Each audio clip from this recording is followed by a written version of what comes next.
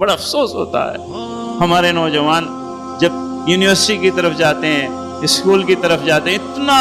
بھاری بیگ ہے کہ اٹھایا نہیں جاتا ان بچوں سے، مگر اس میں قرآن مجید کے ایک پارے کا ترجمہ موجود نہیں ہے۔ 30 تو چھوڑیے، 16 سالہ تعلیم میں،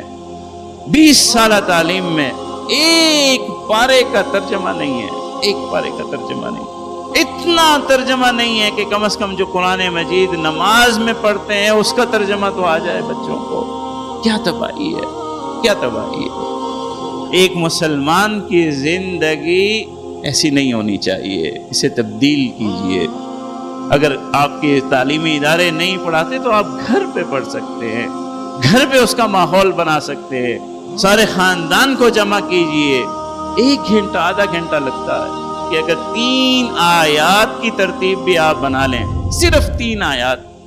آیات کی اگر آپ ترتیب بنا لیں تو 4 سال میں قرآن مجید مکمل ہو جائے گا۔ 3 آیات روز کی آپ اپنے بچوں کو جمع کریں، بیٹھ جائیں 15 منٹ کے لیے، قرآن مجید کھولیں، ترجمہ کھولیں، پہلے آپ پڑھیں، سب سے سنیں، کسی بچے کے یہاں غلطی تو نہیں ہے، وہ 3 آیات سب کی درست ہو جائیں، پھر اس کے بعد ترجمہ پڑھیں، پھر اس پہ ڈسکس کریں، سب سے پڑھوائیں۔ 3 آیات اس طرح روز کرتے اگر چلے جائے، اگر حفظ کر لیں تو نور علی نور ہے، کوئی مشکل نہیں ہے، کوئی مشکل نہیں ہے، کرنے پہ تو آئیے۔ 15 منٹ بھی اگر زندگی کے قرآن مجید کو نہیں دے سکتے ہیں تو پھر یاد رکھیے، اللہ کے رسول صلی اللہ علیہ وسلم کی حدیث ہے، ہر انسان کے لیے قرآن مجید کا قیامت کے روز 2 ہی تعلق ہے، یا وہ اس کے حق میں وکیل ہوگا یا اس کے مخالف کھڑا ہو جائے گا۔ یہ حق میں یہ کہے گا کہ یا اللہ یہ مجھے پڑھنے والا تھا، یہ مجھے سمجھنے والا تھا، یہ مجھ پہ عمل کرنے والا تھا، اے اللہ میرے اس تعلق کی نسبت سے اسے آج معاف کر دیجئے اس کی کوتاہیاں۔ یا وہ یوں کہے گا کہ یا اللہ اسے تو وقت ہی نہیں تھا، زندگی کے کتنے برس گزار کے آیا ہے، پوچھئے تو صحیح اس نے مجھے کب کب پڑھا ہے، کب کب سمجھا ہے، کس کس زندگی کے مرحلے پہ مجھے کھول کر کے مجھ سے رہنمائی حاصل کی ہے۔ اتنی عمر گزر گئی ہے، اگر قرآن مجید نہیں پڑھا، ترجمہ نہیں پڑھا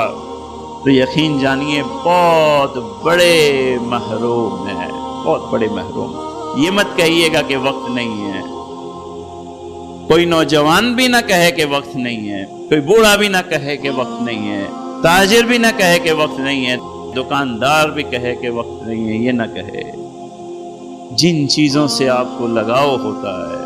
جو چیزیں آپ اپنی زندگی میں ضروری سمجھتے ہیں وہ کر گزرتے ہیں۔